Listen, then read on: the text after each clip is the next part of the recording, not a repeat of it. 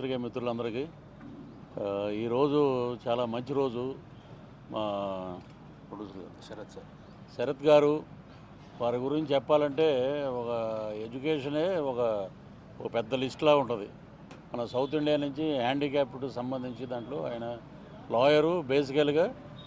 ఇంకా ఒక 2 రోజులు అయితే చాలా చరిత్రలు వస్తాయి. Already is honoured. మన రాష్ట్రపతి గారు ద్రౌపది ముర్ము గారు వారిని సత్కరించడం కూడా జరిగింది ఈ మధ్య.